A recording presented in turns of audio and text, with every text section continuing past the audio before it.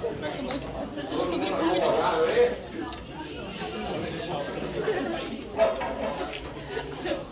Silene? Dona Silene, senhora? Isso é uma foto do novo ano, hein?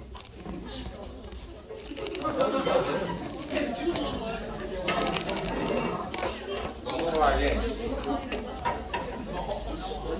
Primeiro bom dia para vocês. Bom dia. Bom dia. O que vocês fazem?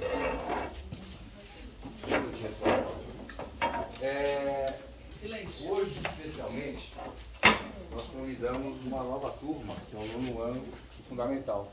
Tá? Por que isso?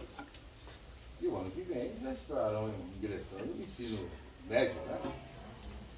E conforme nós combinamos, nós conversamos aí, essa já será a quinta palestra que nós estamos conduzindo aqui neste ano, pós-pandemia, né? Ficou tudo parado, nós sempre fizemos isso. E quem estava aqui em palestras, nós fizemos uma palestra em abril com o capitão Antonioni a respeito do Barro Branco. Se não me falha a memória, foi o terceiro e segundo ano que participaram dessa palestra. Vocês estavam conversando e, coincidentemente, o comandante estava aqui conversando comigo. Foi uma coisa muito engraçada, inclusive. Eu falei, pô, aproveitando o embalo, podemos promover uma palestra aqui para o grupo do terceiro ano? Ele falou na hora. Eu achei engraçado que não tinha preparado nada. Pô, peguei o cara, coloquei lá e foi uma bela palestra aí a respeito do Barro Branco, né? Porque parece que alguns alunos estavam pretendendo fazer a área militar. Dia 4 de maio, nós convidamos o Rodrigo Ismael e ele conduziu uma palestra sobre agronomia, né? Então o ensino médio participou também dessa palestra. Dia 31 de maio, nós convidamos a médica veterinária, Daniela, né? Que também conduziu essa terceira palestra. E no dia 10 de junho, nós convidamos um ex-aluno na área de jornalismo. Foi o Arthur Costa, foi aluno nosso, no início de 2005, 2006, eu acho que ele se formou aqui. E ele teve uma carreira brilhante, na qual hoje ele conduz lá o Bom Dia Vanguarda, acho que são às 8 horas da manhã, e muita gente já acabou já conhecia ele, inclusive. E foi uma palestra bastante interessante, porque é tão gostoso, né? Alguém que sai daqui está onde está e transmitir o que ele é hoje. E é o que eu sempre falo para vocês e bato sempre na mesma tecla. Vocês têm que partir o terceiro ano do ensino médio, mas o segundo já está caminhando para isso, o primeiro e agora o nono do ensino médio, da seriedade do que você vai ser na vida. E não adianta nada você pescador, você não sei o que lá, mas vocês têm que ter uma noção daquilo que vocês querem e daquilo que vocês gostam. E todas as profissões na vida são importantes, né? Eu tenho um irmão que ele fez física. Minha mãe queria que ele fizesse física. Ele foi lá, ele se formou física. Quando ele se formou, ele pegou o diploma e levou para minha mãe. Mãe, muito obrigado, mas eu não quero física. Hoje ele é músico há mais de 20 anos. Que é o Valtinho. Ele não se adequou àquilo que ele queria fazer. Não é aquilo que ele queria fazer. Então todas as profissões são importantes na vida, principalmente na carreira de vocês futuramente. E nós temos ainda algumas palestras que nós estaríamos já programando. E agora entrou a área de medicina. Tá? A área de medicina. A próxima estamos vendo aí talvez psicologia. Hoje uma professora conversou comigo, no terceiro ano, que tem aquela fase, aquela insegurança, né? O que vai ser agora da minha vida? Ele está sendo cortado aquele cordãozinho, né? O que o terceiro vai fazer? Então nós já estamos agendando aí uma próxima palestra, provavelmente vai ser de psicologia. Eu fiz uma brincadeira aí na palestra do Arthur, mas tinha uma figura aqui dentro que tinha que ser professor. Cuidado de vocês, professores, por favor, que vocês lembram que era o Val, né? Vocês viram disso?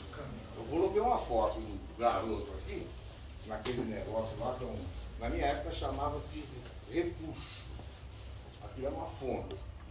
E esse garoto, ele tirou uma foto muitos anos atrás, eu coloquei aqui e fiz uma brincadeira com vocês. Vocês lembram disso? Quem é? Quem será? Aí chegou e falou, meu amigo Arthur, ele acabou com a brincadeira. Ele arrasou. Tá? Mas eu vou fazer uma outra brincadeira hoje com vocês.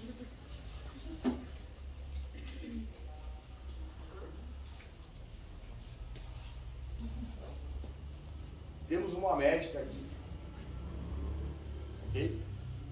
Formada no Colégio Objetivo, fez o ensino fundamental, ensino médio, eu acho que fez medicina, não sei se foi para Santos, foi para Taubaté, foi para Curitiba e tal. E eu gostaria que alguém de vocês me dissesse quem é essa pessoa. Primeiro, calma. Quem falar quem é, vai ter um crédito na cantina do Rodrigo. Menos professor, por favor. De R$50. Calma.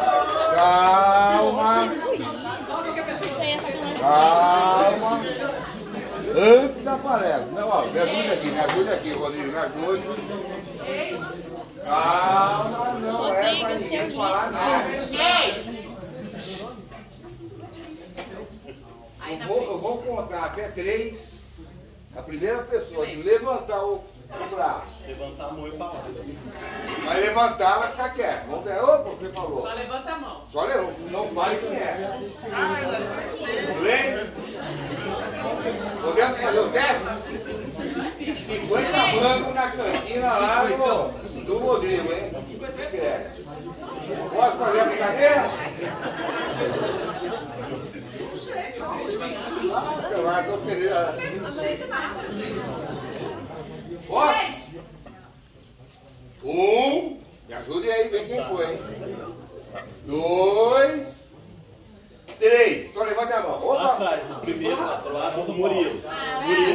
Murilo foi o primeiro. Eu vou marcar aqui.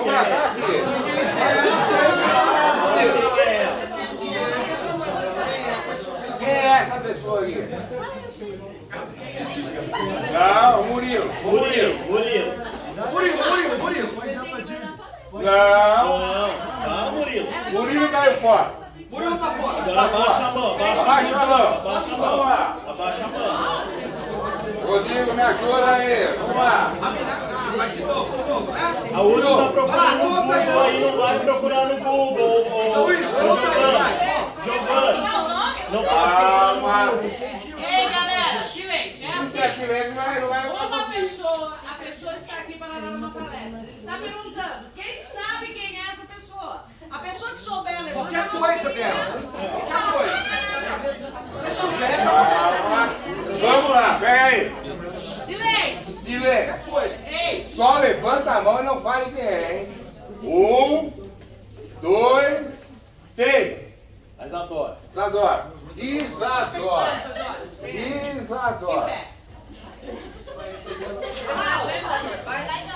Quem que é essa moça aqui? Acho que é a Adriana. Não, você acha que é quem? Adriana. Ela acha que é a Adriana. Mas quem é a Adriana? Não? Fala, Isadora. Vai, Isadora. Palmas pra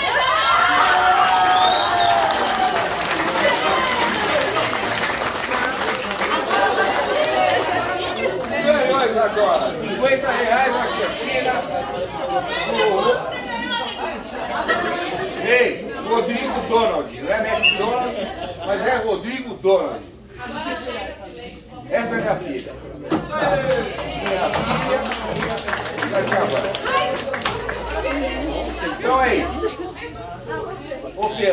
perdeu, hein? Agora Você podia levantar, hein? Não sei quem era, né? Bom, gente, vamos lá então. Eu vou apresentar para vocês minha filha, nossa filha, aluna do Colégio Objetivo. Começou no Colégio Objetivo, vieram de São Paulo, estudava numa escola chamada Sapiens, vocês não sabem o que é, mas era lá em São Bernardo do Campo, pequenininha, viemos para o Vale do Paraíba, viemos para Pinda e ingressou no Colégio Objetivo.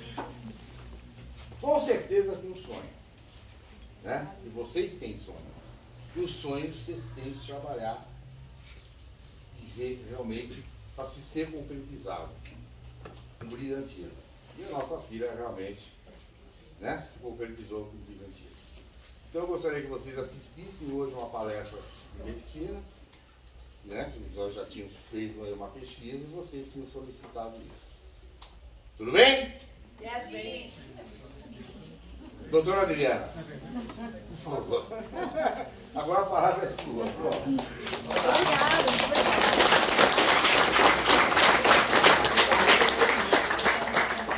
Obrigada. Primeiro eu gostaria de agradecer o convite. É uma honra estar aqui. Agradecer meus pais pelo convite, os professores por trazer os alunos. É uma honra estar de volta, porque aqui é a minha casa.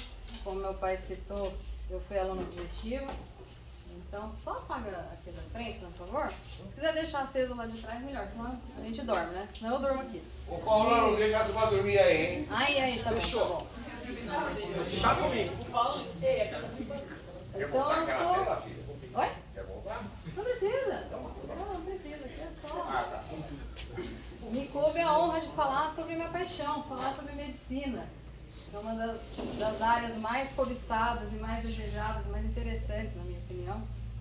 Então, eu sou prata da casa. Fui aluno objetivo, ensino fundamental e médio. Então, para mim é uma honra estar aqui de volta.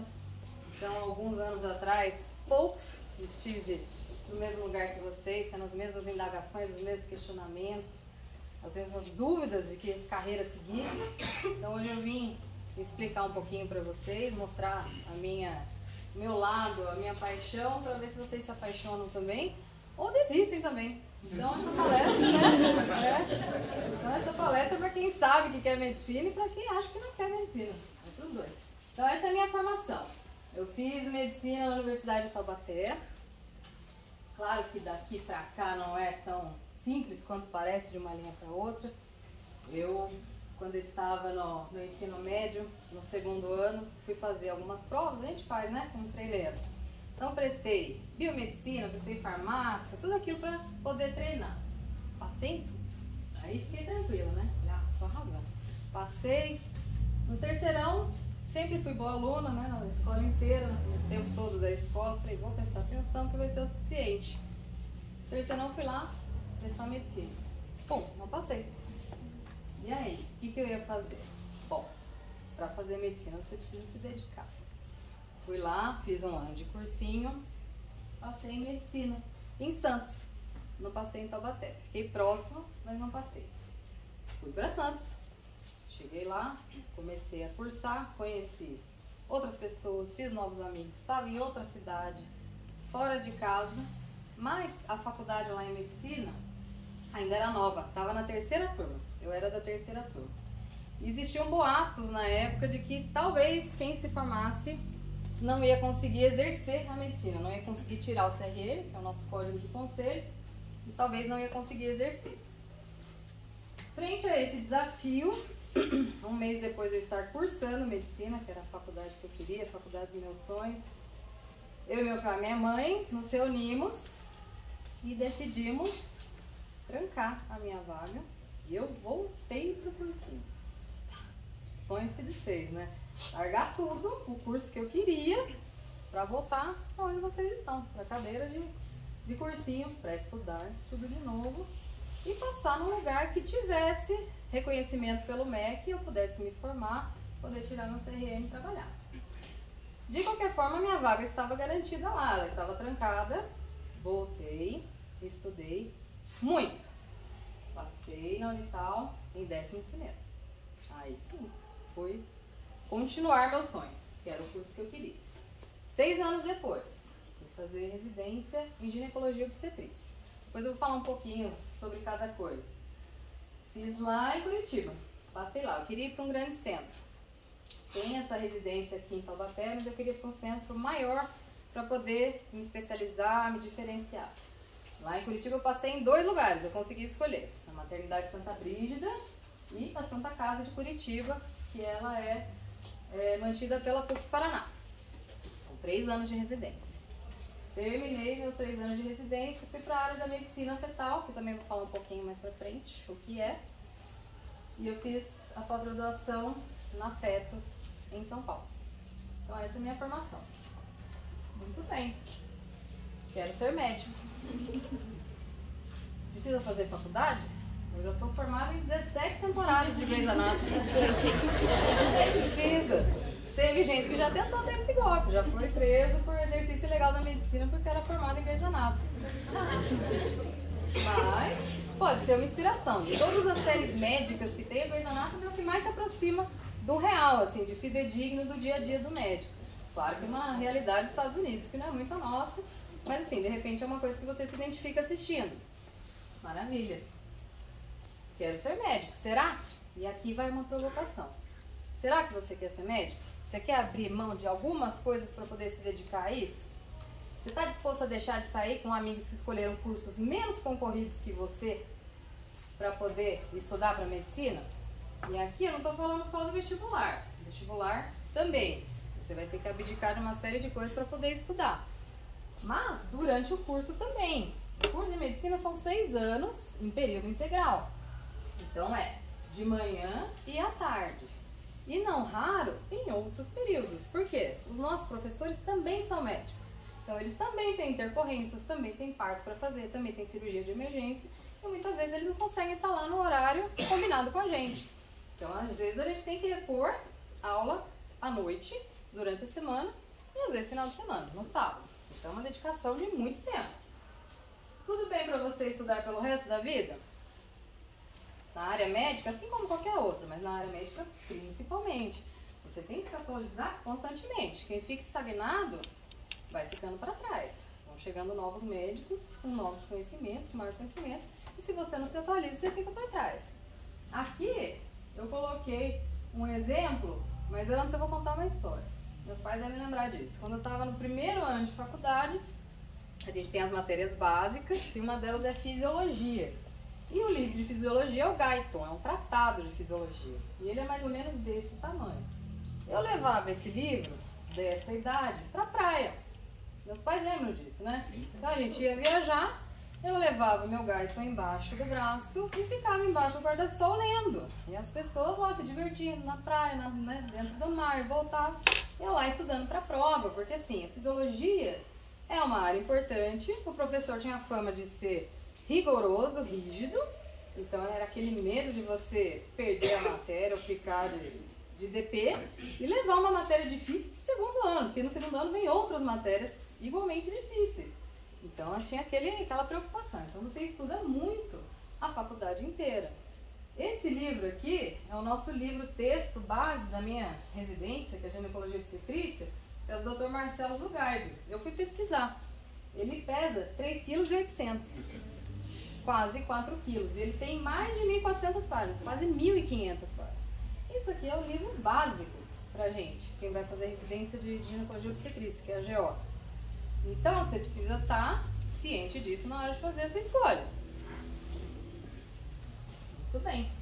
Então, eu separei 4 pontos para você considerar para saber se você quer fazer medicina ou não.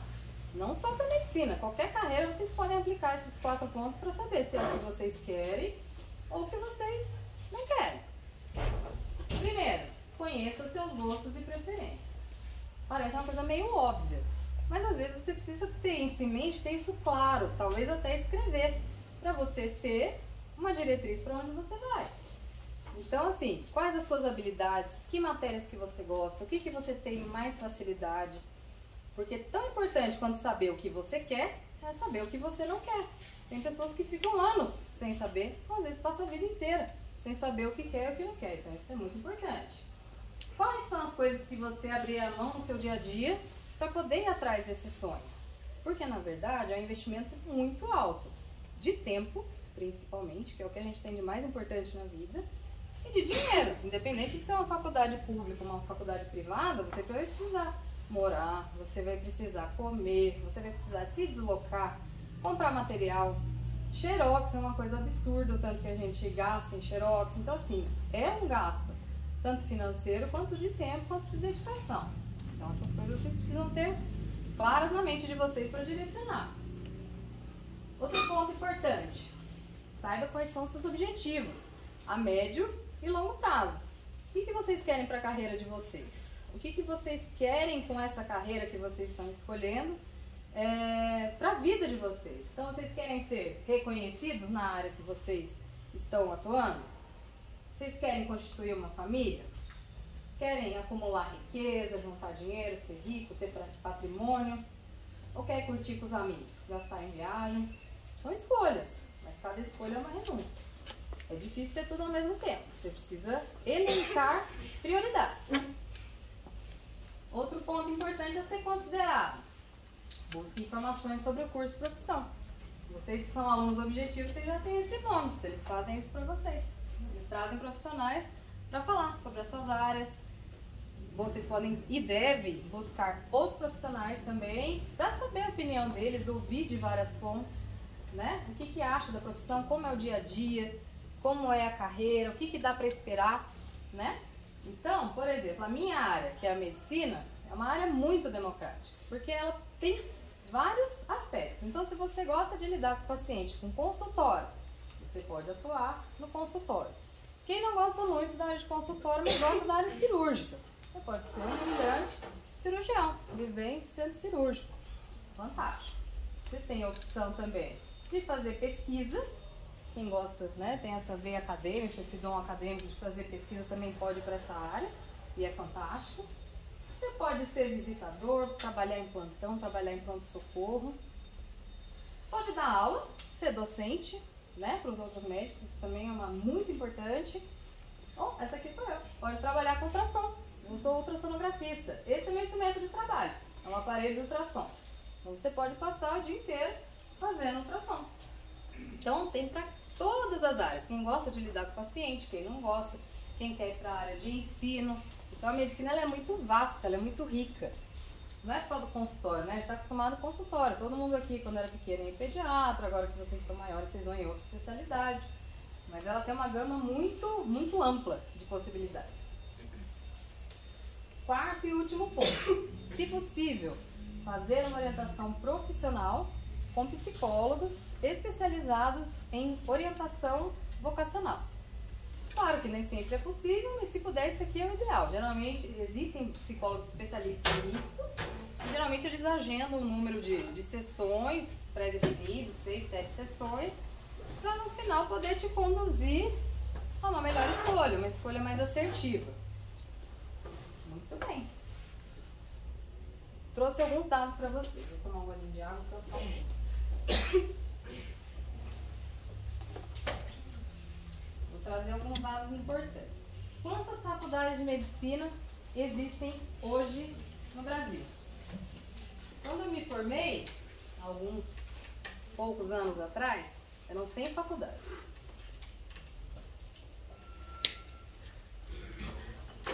Hoje são 353 faculdades no território nacional, sendo que 173 delas foram abertas entre 2011 e 2021, nos últimos 10 anos. Então praticamente dobrou o número de escolas médicas no Brasil. E essas últimas faculdades que têm aberto, algumas delas não têm cumprido os pré-requisitos mínimos do MEC de padrão de qualidade para ter um curso de medicina. São 3 pré-requisitos. O primeiro é ter 5 leitos públicos para cada aluno. O segundo, 3 alunos por orientador em programas de saúde da família, que são aqueles programas do PSF, e ter um hospital próprio com mais de 100 leitos. Esses são os pré-requisitos mínimos para abrir uma faculdade de medicina no Brasil. Nos últimos anos, algumas delas não estão sendo cumpridas, e isso é um pouco preocupante quanto a qualidade da formação desses novos médicos. Tanto que aqui eu trouxe para vocês um gráfico que mostra os últimos 100 anos. Aqui é 1920. A população brasileira está aqui, ó, 30 milhões. Há 100 anos atrás no Brasil tinha 30 milhões de habitantes. E tínhamos 14 mil médicos. Aqui estamos em 2020. Estamos com 210 milhões de habitantes no Brasil. Você veja que o crescimento foi mais ou menos 7 vezes. A população médica passou de 14 mil para 500 mil em 2020. Cresceu 35 vezes. Então, proporcionalmente, a quantidade de médicos por habitante aumentou muito mais. O habitante está crescendo em PA e a população nossa está crescendo em PG. Será que esses médicos que estão saindo aqui vão ter uma boa qualidade para atender a população? Esperamos que sim. Terminou a faculdade, 6 anos depois. Qual é o caminho? Você se forma médico generalista, né? Você é um clínico geral. No Brasil, os médicos especialistas, que são os que fizeram residência médica, eles ganham 30% mais que os generalistas. E assim, médico generalista é importante? Sem dúvida. Mas a longo prazo é um caminho um pouco ingrato, porque você fica refém de viver de plantão, de trabalhar em posto de saúde. Então, a diferenciação vai estar aqui. Só que, o que acontece? No Brasil, a gente tem 17 mil vagas de residência por ano. E atualmente estão se formando 25 mil ao ano. E esse dado aqui vai aumentar. São 38 mil vagas de medicina no Brasil. É que aquelas últimas faculdades que abriram há menos de 10 anos, algumas ainda não formaram turma. Não chegou no 6º ano de faculdade. Então, daqui a poucos anos, menos de 6 anos, vão ser 38 mil médicos jogados no mercado de trabalho ao ano e só 17 mil vagas de residência.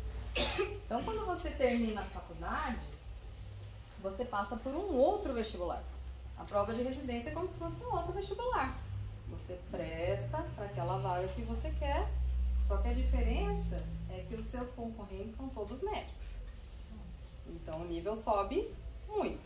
No vestibular, no geral, você tem alunos de vários níveis.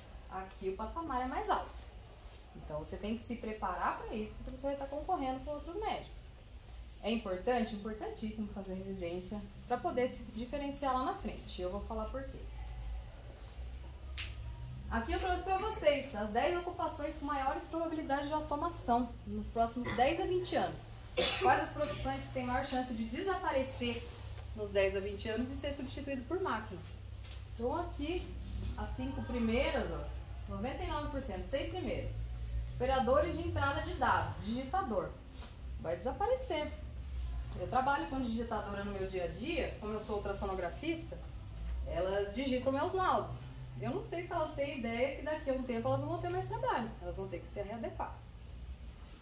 Profissionais de nível médio de direitos e afins, aqueles assistentes jurídicos, também vai desaparecer. 99% de chance de sumir.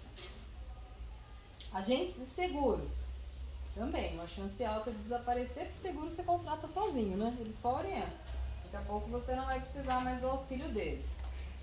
Operadores de máquinas para fabricar equipamentos fotográficos. Isso aqui é super passível de se automatizar, né? Veja a Kodak, desapareceu. Não sei se vocês são do tempo da Kodak, mas tinha uma fábrica gigante em São José. Não se atualizou. A Kodak fabricava câmeras fotográficas, filmes, equipamentos fotográficos. Faliu, desapareceu. Então tá aqui. Vendedores por telefone. Os coitados do telemarketing, né? Esses sofrem. Esses aqui estão passíveis de desaparecer nos próximos 10 a 20 anos. Graças a Deus, coitados. Eles devem ter muito transtorno psicológico, porque ninguém gosta de receber ligação deles, né? Então, enfim. Despachante aduaneiro. Isso aqui é uma profissão que é uma pessoa que é outorgada por uma importadora ou exportadora para poder apresentar a documentação na alfândega. Tudo que entra no país ou sai precisa de uma documentação por conta de retenção de impostos. Vai desaparecer. Isso aqui dá para fazer tranquilamente e automatizado. Contabilistas e guarda-livros. Também. Secretário jurídico. Sai aqui no profissional de direitos. condutores de automóveis, táxis e caminhonetes. Isso aqui é uma realidade, isso aqui vai desaparecer com certeza. Carro autônomo é uma coisa, é uma realidade para um futuro próximo. Né? Quem assistiu o seriado lá do que fundou o Uber, o sonho dele era isso, carro automatizado, não ter condutor. No fim ele acabou saindo, tiraram ele. Mas isso aqui é um futuro próximo. Quando eu era adolescente, tinha a idade de vocês, o nosso sonho é tirar a habilitação para dirigir, não é? Ter carta. Não sei se é o sonho de vocês ainda, e com certeza dos meus filhos não vai ser. Quando eles fizerem 18 anos, tirar a carta, porque não vai precisar nem dirigir. Tenho certeza que não. E balconistas e vendedores de loja. Isso aqui também está fadado ao fim. Antigamente a gente já comprava muito pela internet, depois da pandemia mais ainda, então pula esse vendedor, né? Então também é uma profissão que provavelmente vai desaparecer. Isso vocês também precisam ter em mente na escolha da profissão de vocês. Agora vai as ocupações com menores probabilidades de desaparecer nos próximos 10 a 20 anos. 5 primeiras aqui, ó, com 0,4% de chance de desaparecer. Olha quem tá aqui. Médicos especialistas, médicos gerais. Ué? E será que mesmo com a inteligência artificial na medicina não vai desaparecer a função do médico? Não vai. E eu vou explicar para vocês por que também, mais pra frente. Além disso, dentistas e nutricionistas estão lá liderando o ranking, também não vão desaparecer, pelo menos nos próximos 20 anos. Gerentes de hotéis, especialistas em métodos pedagógicos, aí, professores, chance de desaparecer mínima, fonoaudiólogos e logopedistas, trabalhadores do sexo, por motivos óbvios, né? Dirigentes de serviço de bem-estar social, também, dificilmente vão desaparecer, psicólogos, cada vez mais importante, né? Nesse mundo caótico que vivemos, e dirigentes de serviço de educação. Pai. Tá aí. Garantido. Garantido. Próximos 20 anos. Os professores estão rindo sozinhos. Maravilhoso. Vai contar diária? Não, aqui, ó. Aqui, ó. Tá vendo? Aqui. Métodos pedagógicos. Maravilhoso. Qual o futuro da medicina? Então eu vou trazer um pouco da medicina não tradicional, porque a medicina tradicional vocês já devem conhecer bastante, vocês podem procurar outras fontes. Então eu vou dizer o que nos espera. Inteligência artificial. Como? Essa mocinha aqui, essa simpática médica, é a doutora Mariana Perrone. Ela é minha amiga, se formou comigo na Unital, e ela fez, depois de terminar a medicina, ela fez 2 anos de clínica médica, depois 2 anos de residência em UTI. Ela é médica intensivista. Brilhante. Ela era a aluna mais jovem da nossa turma. Nós éramos em 80. E ela tinha 17 anos na época. Passou direto. Tímida, gênio.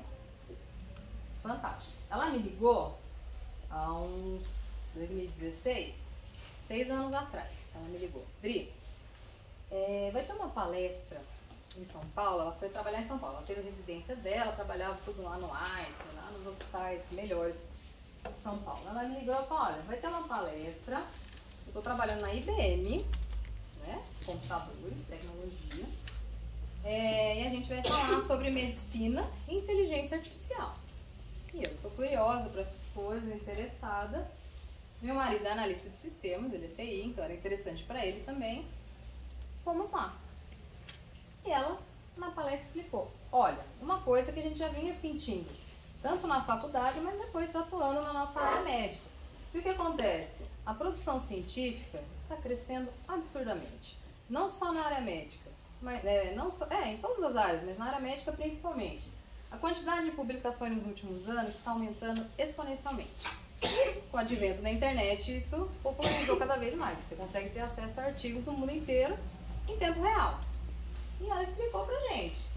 Em 1950, o conhecimento da medicina no mundo levava 50 anos para se duplicar.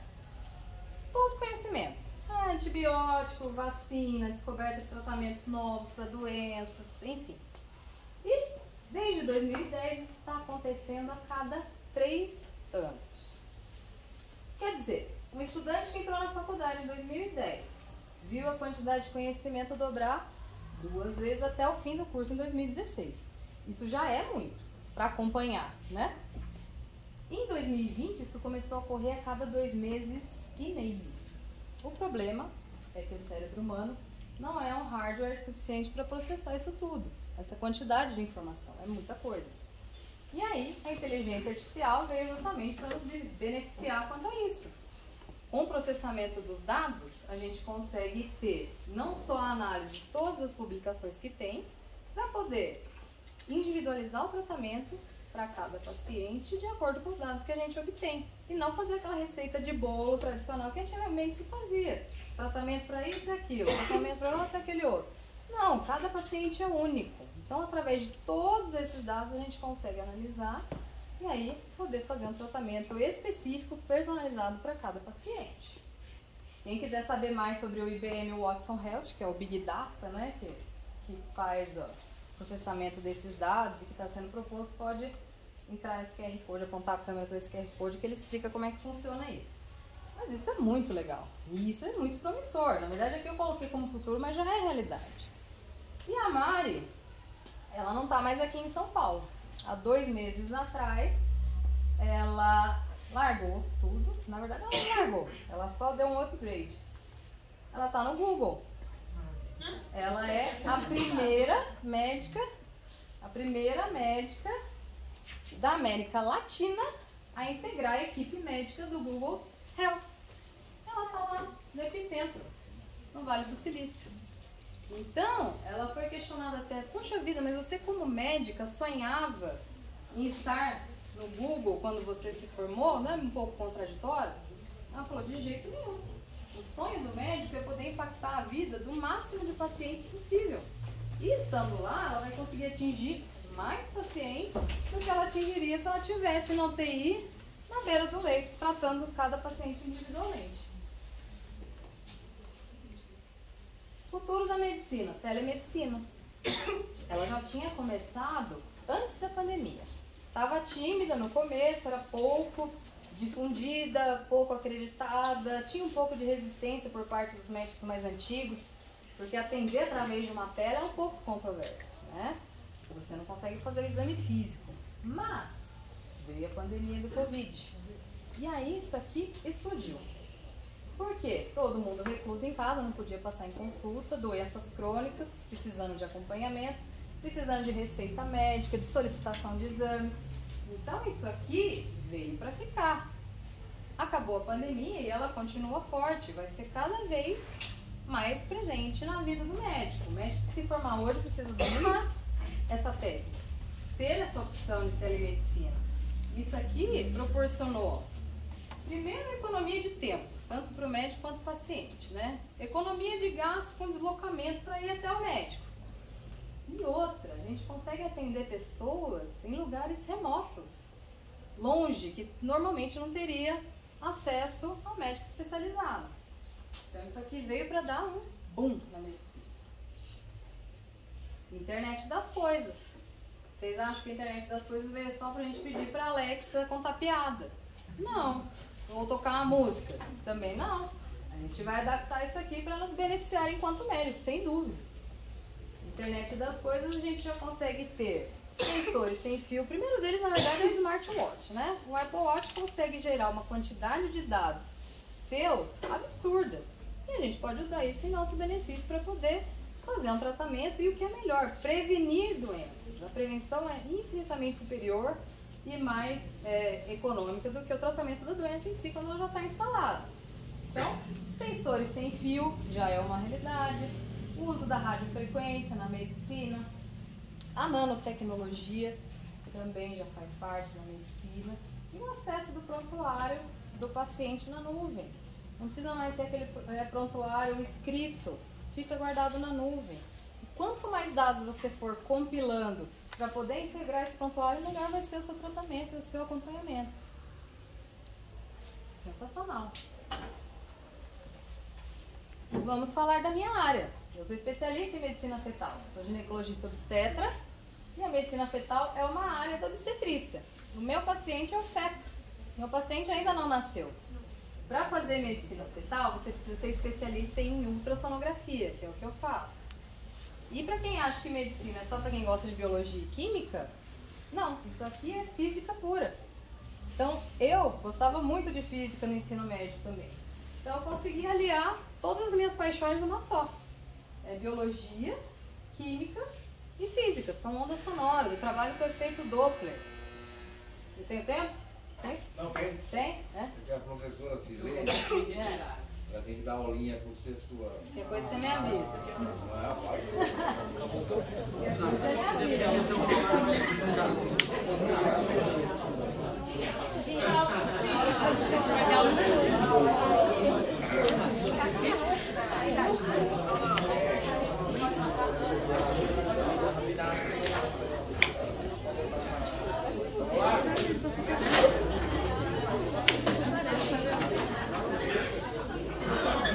Tem que dar uma acordada. Só pra dar uma acordada. Tinha que ser a Silene, né? Conseguiu a tecnologia. É isso aí. Então essa daqui é a minha área. Eu faço ultrassom. Gente, apaga um pouquinho a luz só para eles verem a qualidade da imagem. Ultrassom é um aparelho que emite ondas sonoras que são inócuas para o feto, obviamente para a mãe. As ondas sonoras elas batem no bebê, reverberam e eu tenho um transdutor que ele traduz aquela frequência em imagens. E através da imagem, primeiramente em 2D, ele consegue reconstruir, fazer uma reconstrução em 3D. Então aqui, todas essas aqui são pacientes minhas, essas imagens são minhas. Essa paciente eu fiz na segunda-feira. Isso aqui é um bebê de 7 semanas de gestação. Dá 1 mês e meio, quase 2. Esse bebezinho, ele tem um pouquinho mais de 1 centímetro. São 12 milímetros daqui até aqui. E a gente consegue essa qualidade de imagem, essa definição de imagem para mostrar para os pais. Fantástico! Ó, a gente já consegue ver. Vocês estudam, né? Embriologia, em biologia, né? Um pouco, pelo menos, o básico, né? Então aqui, né? Isso aqui é um embriãozinho de 7 semanas. Tem, não tem? Não me lembro vagamente, tem. Aqui é a cabecinha do bebê, já temos brotinhos de bracinho e perninha se formando. Aqui é a membrana que reveste o bebezinho, mas pra frente essa membrana encosta nessa e vira uma membrana dupla. E esse aqui é o cordão umbilical, chegando na barriguinha do bebê. Esse bebê tem 1 centímetro. Aqui é um bebezinho de 12 semanas, 3 meses.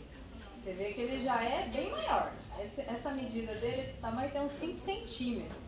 Tem aqui cabecinha, e já tem os bracinhos bem definidos, perninha, cordão umbilical, orelha, ó, aqui é a orelhinha. Esse bebezinho de 12 semanas.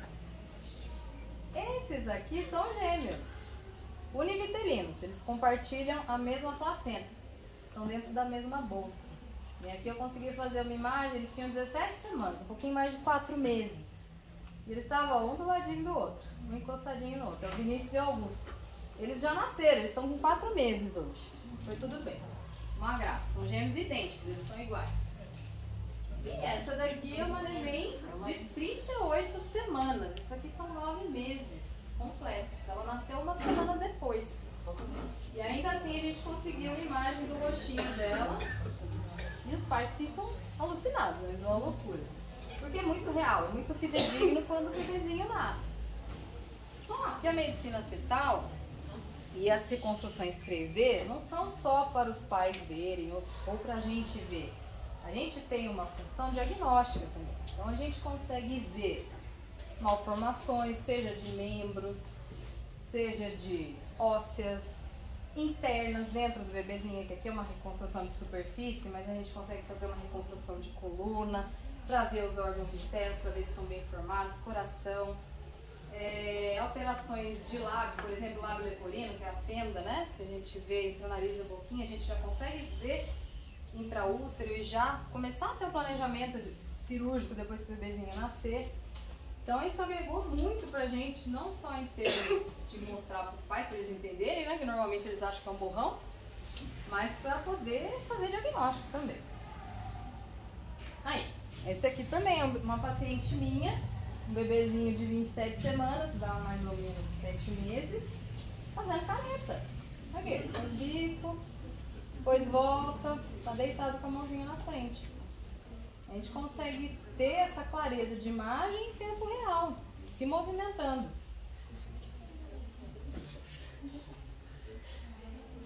E aí, às vezes, a gente consegue fazer, não só dar notícia, a medicina fetal é uma especialidade que, além de a gente fazer o monitoramento da gestação normal de baixo risco, a gente faz acompanhamento da gestação de alto risco.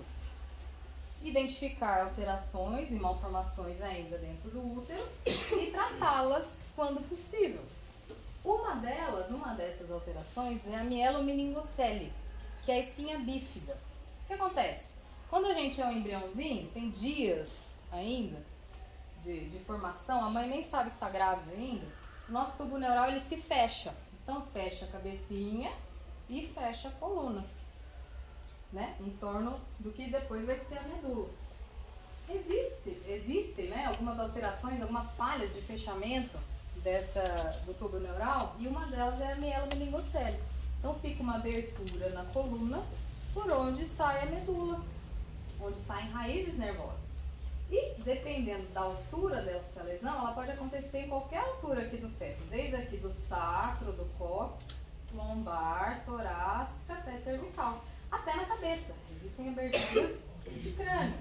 Inclusive a crania, a encefalia é um desses efeitos de fechamento do tubo neural. A cabeça não fecha, não tem a calota do crânio. Quando essa abertura é na coluna, atualmente já existe a possibilidade de correção intraútero. Por quê?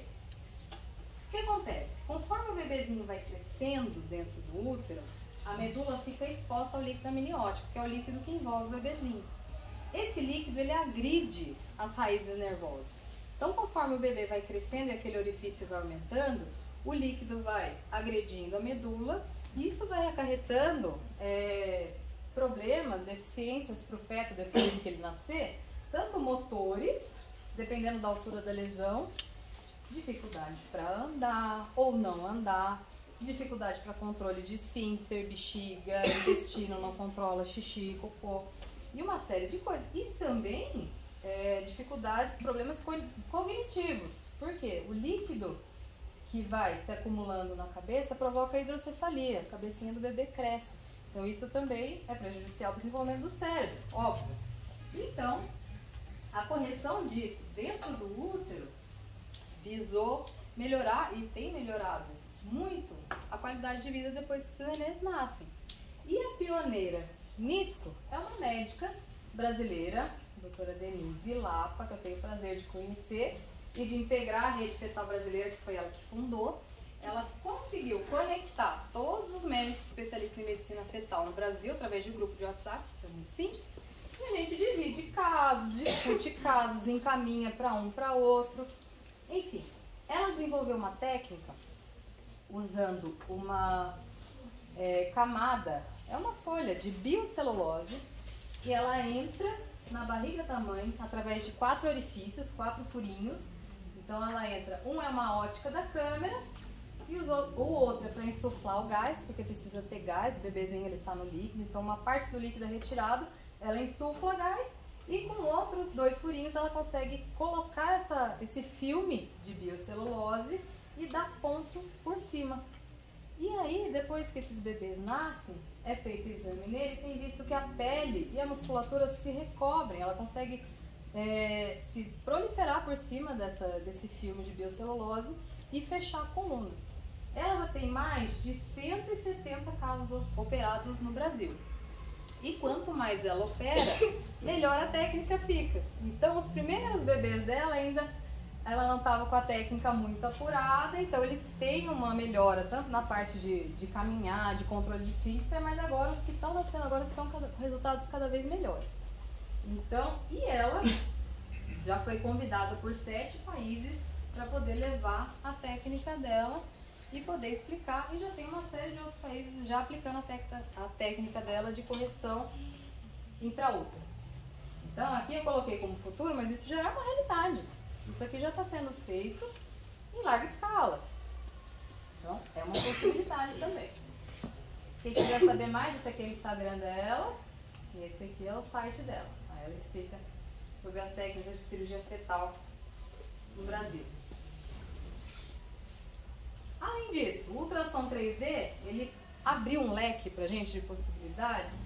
Aqui a gente está vendo uma imagem 3D. Isso aqui é uma ressonância magnética. Gestante pode fazer ressonância porque a ressonância ela é inócua para grávida. Ela só não pode fazer tomografia computadorizada porque o índice de radiação é muito alto.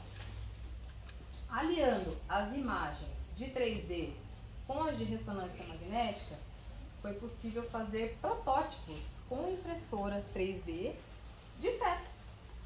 Então, o Dr. Heron, que é o pioneiro nisso no Brasil, ele é do Rio de Janeiro.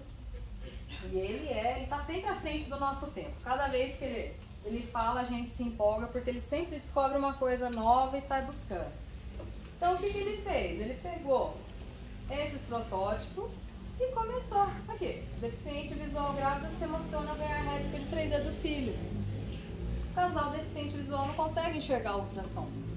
Ele fez uma réplica do bebezinho, entregou para os pais e explicou o exame com os pais, tocando aquela réplica em 3D. E atualmente ele está conseguindo, ele faz essas réplicas em plástico, tem um material específico, né, para quem tem impressora 3D. E agora ele está conseguindo reciclar materiais de descarte hospitalar, que não ia ter finalidade nenhuma, ele está conseguindo reciclar, esterilizar, tudo mais, para usar isso na impressora 3D. Ele já conseguiu adaptar e pegar seringa, enfim, embalagem de soro, tudo aquilo que ia ser descartado para fundir, derreter, fundir e fazer réplicas de bebês. Mas, e não só isso, aqui a gente está vendo, esse bebezinho ele tem displasia tanatofórica, é um tipo de nanismo. É um anãozinho, na verdade, né? Mas esse aqui é uma doença que infelizmente, ela é letal, o bebezinho não sobrevive. Mas aqui a gente já consegue ver o encurtamento de membros, a gente vê os ossos longos mais curtinhos, um tórax pequenininho. E a gente vê que o que forma na imagem é muito parecido com o que nasce depois. Então isso agrega muito pra gente em termos de diagnóstico. Agora eu vou mostrar pra vocês uma coisa que também é futuro, que já é realidade, que é fazer essa reprodução em 3D para quem não pôde ir lá ver o exame. Então, de repente, a gestante foi ir lá fazer ultrassom, o marido não conseguiu acompanhar. Ela pode pegar esse programa em realidade aumentada, ela vai levar o exame dela para casa para o marido poder assistir. Vocês imaginam vocês fazerem um exame, a gestante chega em casa, o marido não foi, né, e ele coloca um óculos e ele vai ver o bebê dentro do útero, ele vai tirar o bebê e virtualmente, vocês estão vendo ele tirando o bebê, ele vai poder interagir com o bebê. Tá? Isso é possível. Né? Então, o que eu queria mostrar para vocês que essa... Então, aqui é só um trechinho da palestra do Dr. Heron. Eu estive com ele há 2 semanas em Brasília, num congresso que reuniu os maiores nomes da ultrassonografia, da medicina fetal do Brasil.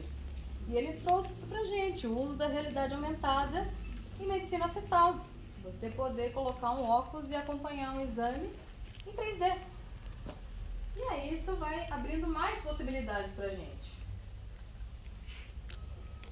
A discussão de casos no metaverso. A gente poder discutir casos clínicos com médicos que estão em qualquer lugar do mundo.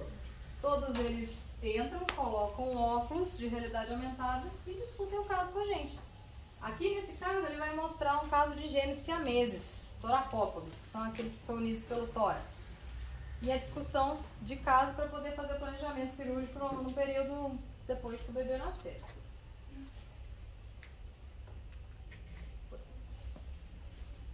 Colocando o caso. O caso vai aparecer na minha frente, né? Então ali, ó, vai rodar estou baixando o caso e apareceu o exame, né? Aí eu tiro o exame, eu estou vendo como aguentar. Agora o interessante é que o meu amigo lá no Instituto de Matemática Aplicada, ele está interagindo comigo nesse exame. Ele está discutindo o exame. ele dentro do ambiente virtual, então isso é a sala dele aqui, ele vai falar comigo, e ele está me vendo como um avatar. Né? Então eu vou adiantar o vídeo aqui só um pouquinho para vocês, ó, ali mexendo, e aqui, ó, esse aqui sou eu, mas né? Sou eu. Ele está no ambiente dele, na sala dele, e ele conversando comigo. Daí aqui nós estamos fazendo os testes, e lá ele está me vendo. Né? Então eu estou interagindo com ele. E aí, eu. E do lado de cá, vocês passam a ver o meu ambiente. Aqui eu estou falando com ele. Agora, eu estou vendo o caso e estou vendo ele como um avatar. Então nós estamos interagindo ali, discutindo o exame. E quantas pessoas a mais puderem participar? Eu posso colocar 10 pessoas, por exemplo, dentro dessa tecnologia e estar discutindo com eles. Né? E eles, cada um. É isso aí, esse é o nosso futuro. Discussão de casos do metaverso, com quantas pessoas a gente quiser, em qualquer lugar do mundo. Bom, eu quando assisti essa palestra, na verdade é um bate-papo, né? Quando eu era aluna, quem deu essa palestra para mim foi o Dr. Mafetano. Só vai lembrar meu pai e minha mãe, saudoso Dr. Mafetano, que era um médico brilhante lá de Pinda, formado em Tatuapé também, já falecido.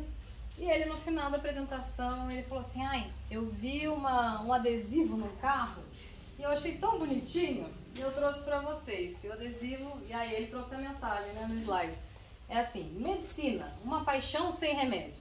E deu uma risadinha, né, que era pequenininho assim, uma risadinha. E é verdade, a medicina é uma paixão sem remédio, aquilo que me marcou muito, né, eu nunca mais esqueci. Então eu vou trazer uma outra frase para vocês. A caverna que você tem medo de entrar, guarda o tesouro que você procura. Fica aí a frase, né, de efeito. Você sabe que o doutor Mafetano, aqui é de Jordão, pode ser que vocês já tenham ouvido falar. O promotor, o doutor Mafetano, aqui do Polo, ele trabalhou muitos anos, 4, é filho dele. Ele era promotor. Ele trabalhou uns 5, 6 anos aqui em Campos do Jordão. E é filho do doutor Mafetano, médico. Médico brilhante, ele era um médico brilhante, infelizmente falecido já. Eu gostaria de agradecer a atenção, me colocar à disposição para dúvidas, perguntas. Esse é meu Instagram, esse é meu e-mail. Se vocês quiserem tirar dúvidas, entrar em contato, estou à disposição.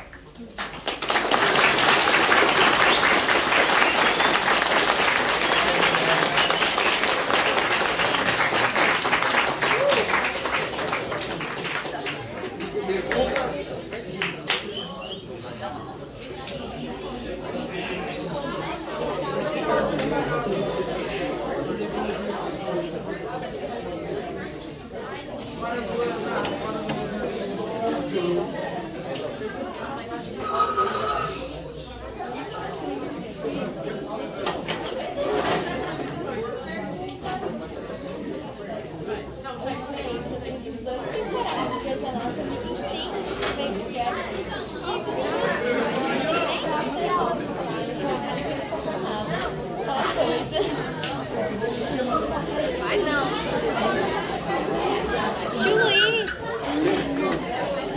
Tio Luiz, ela é a sua cara. Não é possível.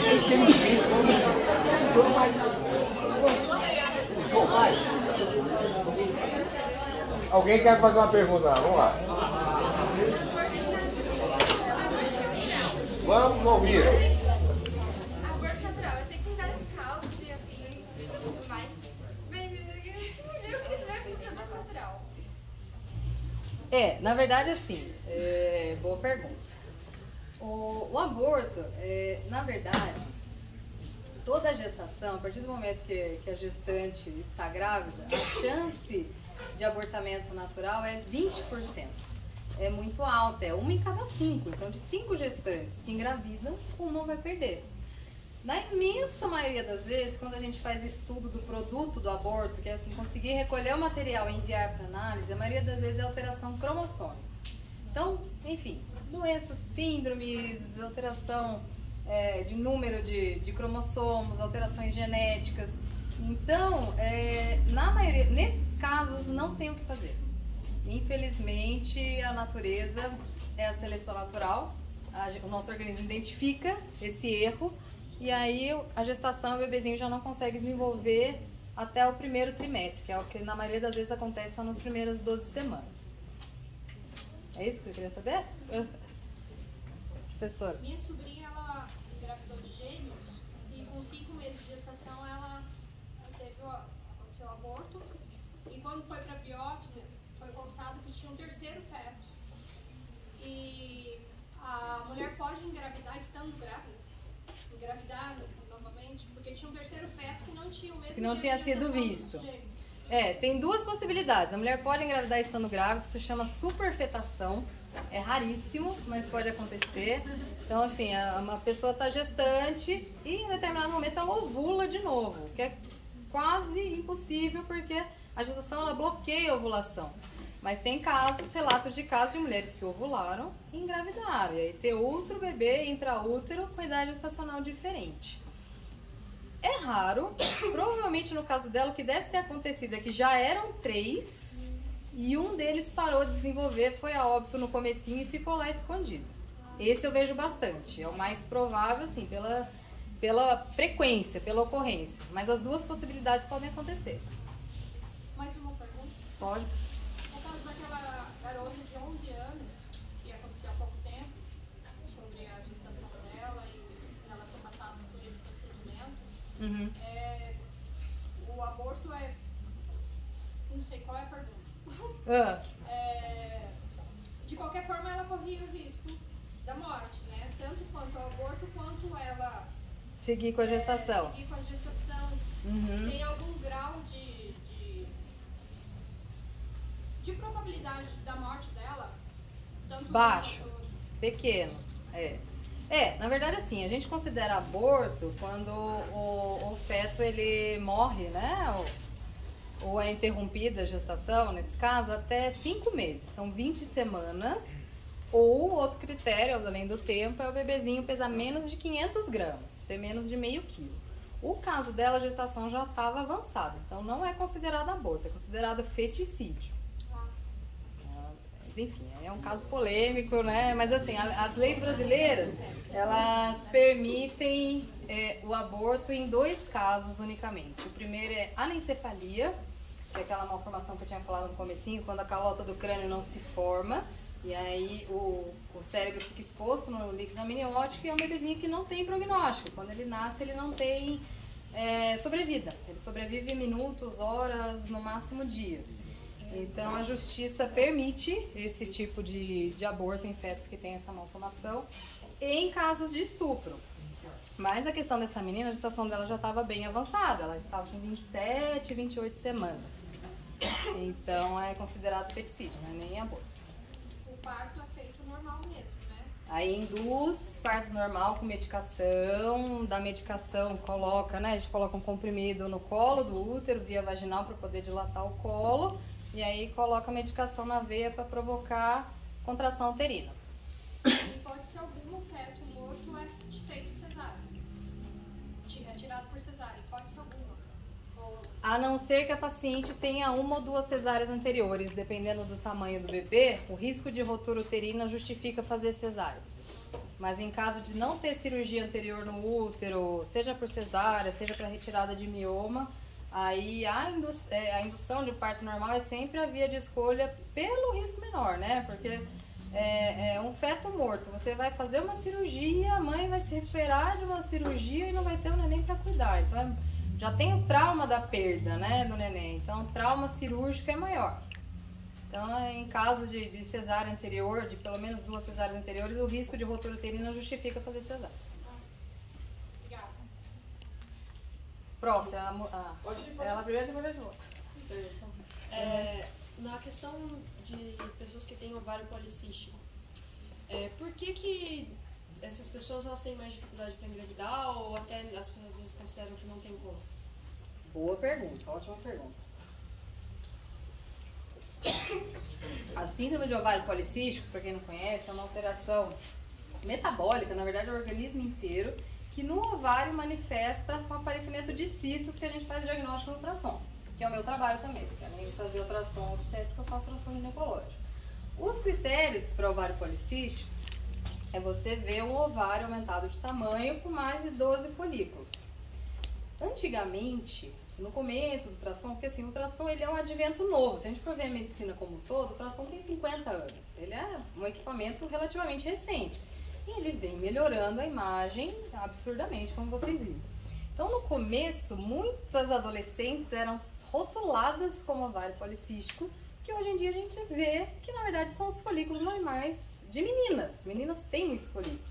Nós, mulheres, nascemos com a quantidade de folículos que a gente vai ter ao longo da vida inteira.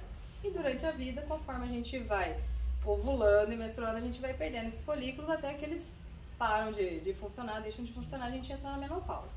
Quem tem ovário policístico de verdade, que é a doença, né, da anovulação crônica, que a gente chama, que não ovula, o que acontece? Esses folículos, eles são todos estimulados ao mesmo tempo. Aí, ao invés de seu organismo pegar um deles, porque todo mês nós mulheres recrutamos um folículo, ele cresce, amadurece e ovula. Quem tem ovário policístico, ele não consegue pegar todos, um só. Ele pega todos ao mesmo tempo, estimula todos e ficam todos pequenininhos. Então, às vezes, naquele ciclo não ovula. E aí, quando você não ovula, não menstrua. Então, a chance de engravidar diminui. Só que não quer dizer que não ovule nunca. Então, quem tem ovário policístico, às vezes acredita, né, que não vai engravidar e não se protege e cai do cavalo. Porque ovula. Pode demorar, mas ovula. Na verdade, o ovário policístico tem vários graus. Tem aquelas que não ovulam nunca e não menstruam nunca, e tem aquelas que ovulam esporadicamente. Então, aí tem que ser analisada pelo médico para ver em qual se encaixa, se existe mesmo um risco, uma chance menor de engravidar. Mas, na maioria das vezes, engravida normalmente. Tá bom? E aí tem 2 tipos de tratamento, para quem quer engravidar e para quem não quer engravidar, né, para o ovário policístico. Mas geralmente passa não só por medicação. O ovário policístico hoje em dia, antigamente dava muito remédio, né? O anticoncepcional resolve, mas não resolve, ele mascara, né, os sintomas. E você tem a menstruação, só que é uma menstruação medicamentosa, né? Então, na verdade, o que resolve o ovário policístico é mudança de atividade, de hábitos de vida, atividade física, saiu, não? Atividade física regular, alimentação low carb, tem resultados melhores. Então, em relação àquela cirurgia intrauterina lá da Mielo, algumas perguntas. Vamos lá. Primeira, anestesia o feto? Anestesia o feto. Anestesia o feto. Anestesia a mãe, na verdade, e o anestesista ele faz uma dose que atravessa a placenta. Chega até o feto. Sim. E aí, pra ele é indolor também, o feto? Indolor. O procedimento indolor, e depois a gestante fica internada por um período fazendo medicação para analgésica pro feto. Mas o fetinho é sedado até para ele poder ficar parado, porque é muito... Gente, operar por 4 furinhos é muito difícil. Deve ser. Segundo, ele tem um período para fazer, para tratar a mielo, assim, por exemplo, tem até tal semana, se passar daquilo já não adianta mais fazer a intrauterina. Período ideal 22 a 26 semanas, no máximo 28 semanas. Com 30 semanas já fica difícil, porque o bebê fica muito grande. As sequelas do líquido amniótico já são presentes e definitivas. Então, o ideal, 22 a 26. Tá. E a última? E o resultado? Como que funciona? É garantido? Lógico que não deve ser garantido, porque é uma cirurgia delicada e tal. Uhum. Mas como que funciona a questão das sequelas? A criança, ela vai... Por exemplo, naquele caso lá da sua amiga que faz o negócio com o papel lá de biocelulose. Uhum. Aí ele vai regenerar a coluna, o nervo vai ficar protegido definitivamente, ou é uma coisa que depois que nascer ainda vai ter que envolver outros tratamentos? Uhum. E porque assim, a mielo é um negócio muito grave. Muito. Né? Porque ela pode gerar aí uma paralisia mesmo, né? Uma Exatamente. tetraplegia. Né? Não sei como é que é o grau é isso mesmo. Tetraplegia uhum. e até paraplegia, né? Sim, dependendo da altura da lesão, sim. E aí, Essa é como uma que ótima funciona isso? pergunta. Inclusive, isso dá briga em congressos internacionais, da doutora Denise, com outros médicos pelo mundo todo, porque existem diversas técnicas, né? E cada um vem se desenvolvendo na sua área. E ela é a única que faz por fetoscopia. A maioria dos outros médicos no mundo que debatem, que tratam isso, fazem via aberta. Aberta. Abrem o útero e fazem a cirurgia. E eles não usam a biocelulose, eles pegam e fecham por planos, mas dão ponto. Só que aí, depois que vai para biópsia, aquele fragmento fica tudo trocotoma, né? E o dela a gente vê que tem uma regeneração. Os resultados dependem da altura da lesão. Mas o que ela tem mostrado, até devia ter trazido uns vídeos dela de crianças andando. Geralmente é lombar. Geralmente é lombar. E ela consegue níveis, assim, geralmente a lesão está em L5, lombar 5. Ela consegue níveis motores de controle de esfíncter sacral. Então os resultados, assim, ela vê criança, claro, deambulando, né, andando com ajuda, enfim, mas que queriam ser crianças que andar de cadeira de rodas pro resto da vida. Então ela tem tido resultados muito promissores e ela tem apresentado isso nos congressos mundiais para ver se ela consegue introduzir esse uso da biocelulose. Mas está sendo, assim, cada vez melhor. Claro que essas crianças não conseguem andar como crianças normais, porque existe aquela lesão, mas minimiza muito. De qualquer forma, já houve uma lesão ali, né? Já houve uma lesão ali. Por isso tem que ser o mais precoce possível no diagnóstico. O mais precoce possível. Por isso a importância de fazer ultrassom pré-natal direitinho, ultrassom, fazer exame morfológico, que é o exame que eu avalio, E a né? disponibilidade de um cirurgião apto para fazer isso aí também. Sem dúvida. Porque não adianta também ter o diagnóstico, mas não ter quem faça. Exatamente. Acho que eu acredito que não é qualquer um que faz isso aí. Não é. E a ideia dela justamente é ter cada vez mais centros e mais pessoas operando para poder... Porque o volume é muito grande de crianças que têm isso e as consequências são boas da vida, né? As sequelas e a qualidade de vida. Mas isso está sendo uma discussão mundial, assim, muito intensa, mas é muito, muito boa essa pergunta. É um avanço, né? É um avanço.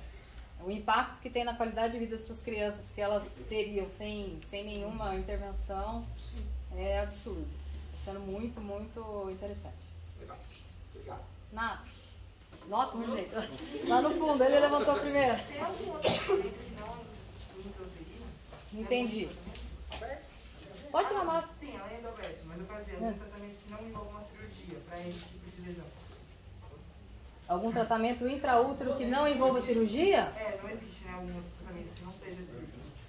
Olha, depende do tipo de alteração. Existem bebês que têm anemia fetal, por exemplo, que a gente faz transfusão intraútero, mas de qualquer forma tem que entrar pela barriga da mãe, mesmo que seja com uma agulha fininha, puncionar o cordão umbilical e injetar sangue pro bebezinho. Então existem algumas alterações com uma anemia fetal que a gente consegue fazer isso, que são menos invasivas. Mas, enfim, existem, por exemplo, arritmias fetais, tem fetos que têm arritmia cardíaca intraútero, que a gente consegue ver também no ultrassom. E a mãe toma medicação, toma beta-bloqueador para conseguir controlar a frequência cardíaca do feto. Então é uma intervenção medicamentosa que não é cirúrgica. Doutora, só mais uma, sem querer atropelar Não, alguns pode. que já tinha levantado. Tipo, mas tem alguma relação da mielo com a vitamina que a mãe toma Ácido no fólico? pré-natal lá, o ácido fólico? Tem, o ácido fólico Qual que é o ideal? Tomar antes de engravidar? 3 meses pré-concepcional. O ideal é tomar 5 miligramas de ácido fólico, tanto que o ácido fólico foi incluído na farinha de trigo, assim como o iodo foi para tireoide, né, no sal. Sim. O ácido fólico foi incluído na farinha justamente porque, assim, muitas das gestações não são planejadas. Então, o ideal é você ter uma reserva de ácido fólico no organismo para quando gerar o bebezinho já conseguir reduzir a quantidade de defeito de fechamento Eu do lembro que a neural. ginecologista da minha esposa, a gente falou de engravidar, ela falou ácido fólico. Ácido Na fólico. hora. E a gestante que já tem um caso... mas é isso mesmo, tem que suplementar. E a gestante que já teve um caso, por exemplo, de mielo ou de anencefalia, é uma dose maior. 3 meses antes para ter uma concentração, uma reserva já alta na concepção. Quem perguntou? Quem levantou? Levantou uns 3 aí. aquelas mulheres que não sabem que está grávida e ficar depois. O que acontece? Boa pergunta. Já vi muito. Isso é muito frequente. Muito. Eu já fiz parto vários de pacientes que não faziam ideia que estavam gestantes. E de crianças grandes, tipo, não está menstruando, tem uma criança de 3 quilos mexendo dentro de você e ela não saber, tá com dor lá achando que tá com gastrite, entendeu? Acontece. Na verdade, assim, é mais comum acontecer com atletas de alta performance, que elas não menstruam por conta da atividade física que elas fazem. A mente bloqueia. Não sei, não conta com essa possibilidade. Não sei. Tem todo um contexto, né? A gestação não é só a barriga, é a mente, né? Então a mente, de repente, seja por negação, tem mulheres que não aceitam a gestação ou não estão no momento de vida que querem engravidar, então não conta com essa possibilidade, mas tem muito. É muito frequente. Rapazinho, sobre esse daí que você falou da mente, eu vi um negócio de uma mulher que ela teve o útero retirado, né, por cirurgia, só que a mente dela ainda acreditava que ela tinha útero, então ela ainda sentia dor de menstruação, essas coisas. Existe, chama síndrome do membro fantasma. Isso, que existe. Até pessoas que já viram. Isso, acontece com amputados. Porque, na verdade, assim, a parte neurológica, a nossa própria percepção, que é o que a gente consegue sentir o que é nosso, o caminho fica lá. Pensa tanto a parte medular, que é o que acontece com os membros, quanto no cérebro. Então, assim, a parte de sentir, o caminho continua, só o membro que não está lá. Então é real, ele sente que tem a mão e não tem. E o útero também, mesma coisa, sente cólica e aí não tem mais. Isso é a mente, nossa mente comanda tudo. Isadora.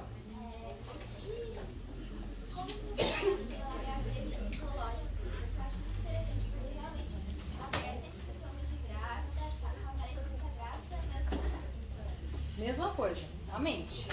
A mente quer muito aquilo e você começa a somatizar. Quando a gente transforma sintomas imaginários em sintomas físicos reais, chama somatização. Então ela quer tanto aquilo que ela começa a ter sintomas. Tem enjoo, sentir dor na mama, enfim, chega a não menstruar. É mais comum em animal, né? Pseudociese, tem bastante. Porque nesse caso os sinais do sistema nervoso induzem a produção de hormônio também. Exatamente. Eles estão ligados. Exatamente. E acaba produzindo hormônio, né?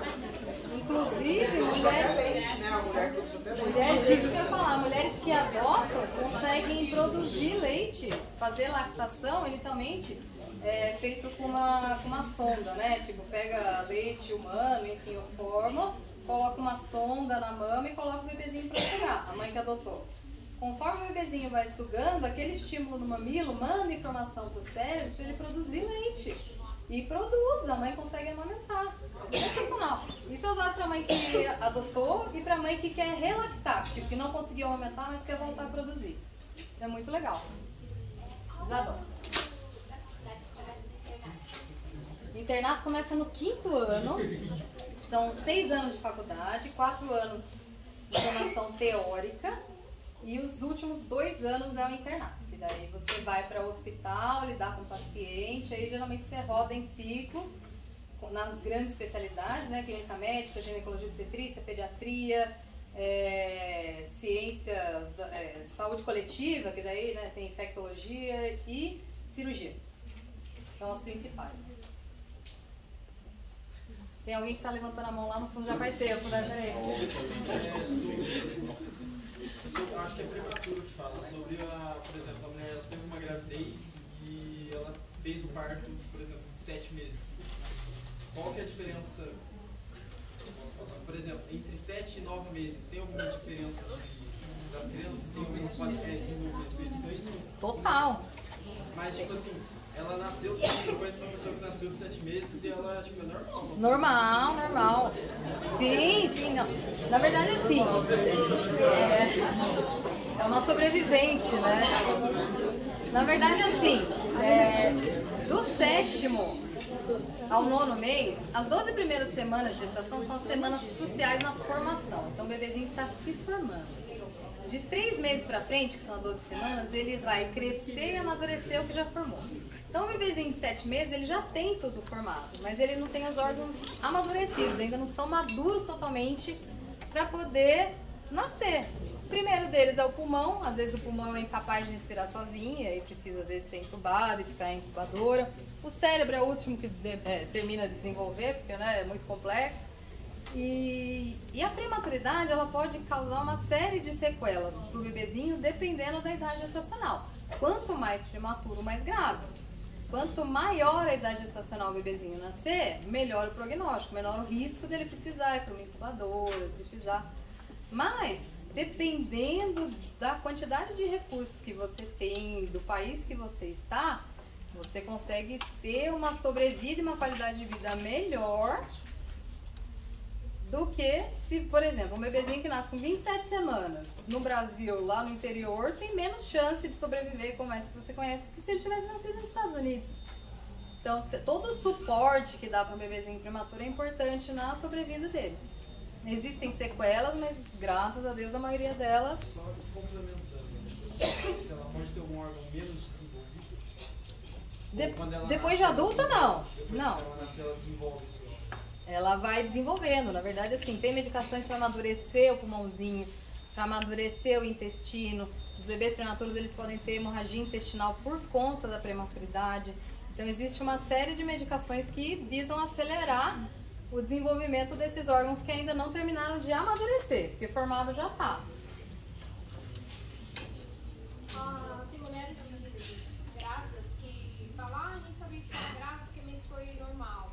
Isso procede? Na verdade, existe muito isso, o sangramento, elas tratam como se fosse menstruação e elas relatam pra gente que é menstruação, mas todo sangramento na gestação é uma ameaça de aborto.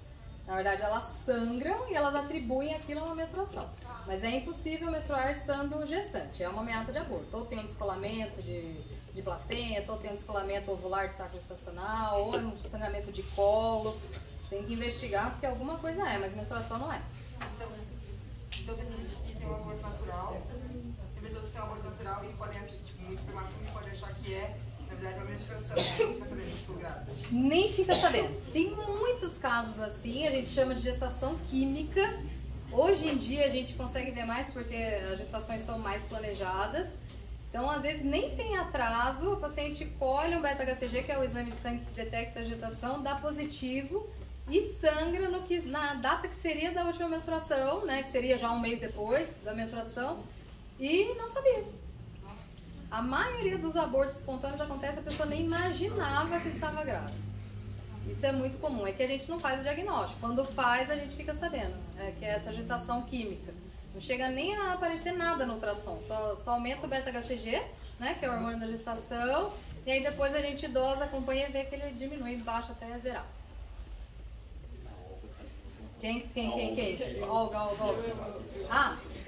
Me Quais ajuda aí, são Rodrigo. os casos, as razões mais comuns da infertilidade? Tipo, atualmente, que você considera como mais comum de causa? Claro que cada caso é um, né? Mas Feminino ou quais são os masculino? mais frequentes para as mulheres? Causa mais comum, as mais comuns, endometriose, que é a doença do endométrio, que é o revestimento do útero por dentro que vai invadindo trompa. Doença inflamatória pélvica, que é a infecção ginecológica, que por corrimento, enfim, por relação desprotegida, são as principais causas. E agora, no mundo moderno, está entrando sedentarismo, obesidade, alimentação ruim, exposição a produtos químicos que a gente vê, né, agrotóxicos, tudo, né, roupa, uma série de coisas. Mas basicamente são essas. Ovário policístico é uma delas, mas acho que não a mais. Idade materna avançada. As mulheres estão adiando o sonho de ser mãe para depois de 30, 35 anos. E aí, o nosso organismo ele foi desenvolvido para gestar entre 20 e 30 anos. E as mulheres estão deixando para 35, 40. Eu recebo pacientes com 43, 46 anos querendo engravidar no primeiro filho. Então, tipo, a fertilidade já está lá, os ovários já estão produzindo óvulos, porque assim, a gente vai liberando os óvulos de melhor qualidade no começo da vida. E aí no final da vida ele vai soltando os piores, né? Então aí a chance de ter uma gestação de sucesso diminui. Então tem isso também. A minha pergunta é assim, tem mulheres que estão grávidas de gêmeos, daí quando vai nascer, os gêmeos acabam nascendo juntos. Você vai ter que ter a segunda parte. Acaba nascendo o quê, amor? Todo dia, né? Ó, ela... Hã? Vai ter que ter a segunda parte da palestra. Não, tá ótimo. Tem que ter horário aí. Minha mãe me pariu com 36 anos. Ela perguntou por que tem gestante de gêmeos e às vezes um nasce morto e o outro não. A gestação gemelar é uma gestação de alto risco. Dependente, engravidou, são gêmeos, é uma gestação de alto risco. Depende de uma série de fatores. Existem 3 tipos de gêmeos. Os monocoriônicos monoamnióticos, que é uma bolsa e uma placenta. Tem os monocoriônicos diamnióticos, que é uma bolsa e 2 placentas. E tem os dicoriônicos diamnióticos, que são 2 placentas e 2 bolsas separadas. Esses são os que têm melhor prognóstico. Os que têm uma bolsa e uma placenta, o índice de mortalidade é grande. Por quê? Entrelaçamento de cordão.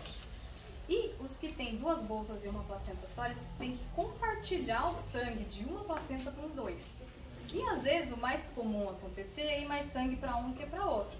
Isso a gente já consegue fazer o diagnóstico no ultrassom. E tratar também, tem tratamento cirúrgico para isso.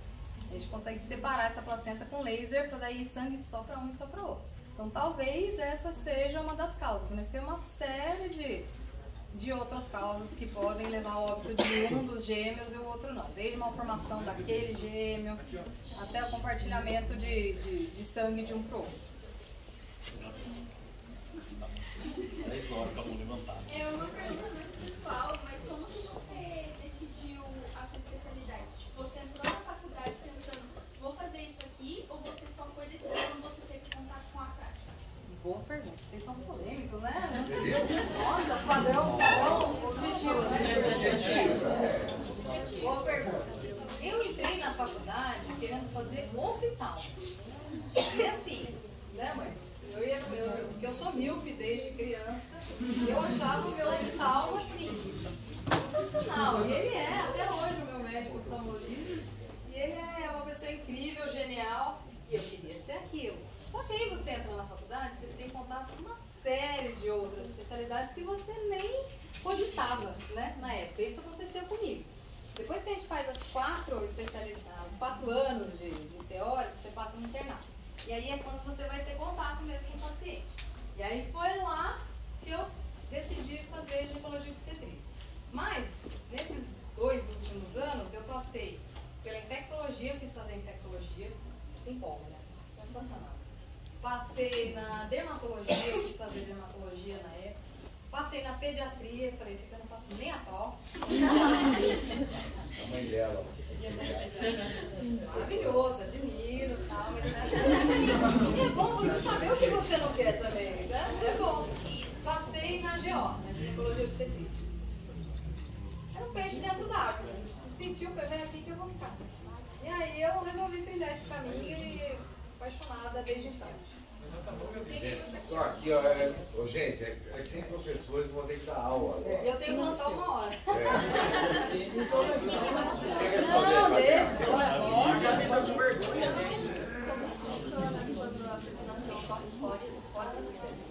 fora do útero é a gestação ectópica. A gestação, o que acontece? A concepção, ela ocorre na tuba, na trompa. O ovário, ele libera um óvulo, ele encontra o espermatozoide na tuba e aí o zigoto migra para dentro do útero. O que acontece? Às vezes, esse zigoto ele não migra, ele para na tuba. Às vezes, esse zigoto ele sai da tuba, porque a tuba ela é aberta, né? E cai na cavidade abdominal, e aí pode ter uma gestação abdominal. Tem relatos de gestação que pararam no fígado, foi parar no fígado. E assim, dependendo da localização, gestação abdominal, por exemplo, né, que o bebezinho ele fica dentro da cavidade, mas fora do útero, ela evolui bem, dá para ir até 7º, 8º, e às vezes até o 9º mês.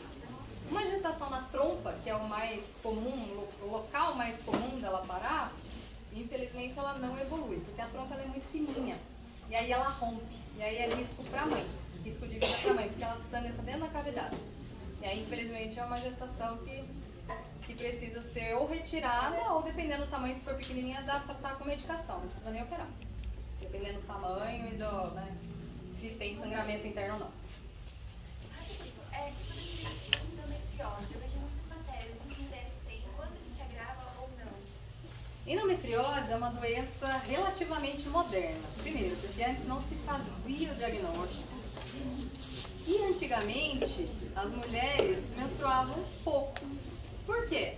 As nossas avós e bisavós, elas ou estavam grávidas ou estavam amamentando. Elas tinham 10, 12 filhos, 7, 8.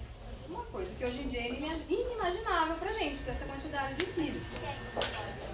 A endometriose é uma doença das células de dentro do útero. A gente tem o nosso útero, aqui é um corte lateral. A vagina está pra cá e a cabeça da paciente está pra cá. Esse aqui é o útero. O útero, ele tem um revestimento dele por dentro que chama endométrio. Esse é o revestimento do útero chamado endométrio. Todo mês, esse endométrio ele é preparado para receber uma gestação. A função dele é o quê? É espessar ao longo do mês, ficar grosso, para caber um bebezinho aqui dentro. Quanto maior ele, mais receptivo ele é. Quando a gente não engravida, o que acontece? Joga tudo isso aqui fora, ele sai na menstruação, ele fica fininho de novo, e ele passa o restante do mês engrossando novamente. Esse ciclo. Então, a endometriose é uma doença que, quando essas células do endométrio, que eram para estar só dentro do útero, começam a invadir via hematogênica, através do sangue, para órgãos vizinhos. E aí, a endometriose, um dos lugares mais comuns dela é trompas, tubas, ovário, e às vezes órgãos até distantes, assim, intestino, reto, enfim. Até no pulmão já tem relato que foi parar a célula do endométrio. E o que acontece? A endometriose, essas células do endométrio, conforme ela sangra, aquele sangue não sai, ele vai provocando aderências. E as trompas da paciente, por exemplo, que está o útero, ele tem uma trompa de cada lado. Quando essas células do endométrio saem daqui de dentro e pelo sangue começam a grudar aqui, ela vai provocando tortuosidade e aderência. Gera câncer ou não? Não, não. Mas aí gera infertilidade. Muita dor, enfim, dor para evacuar. Só que a endometriose tem vários graus. Tem desde os mais leves, que nem sabe que tem, porque às vezes a gente vai fazer uma cesárea e olha aqueles microimplantes, até aquelas que têm a dor menstrual absurda, que tem que bloquear a menstruação, porque senão ela evolui, ela é uma doença progressiva. Mas ela tem vários graus. Nem toda paciente que tem endometriose vai conseguir engravidar, a maioria consegue, e nem todas precisam de tratamento cirúrgico. Entendeu? Está decidido, vai ter a segunda parte.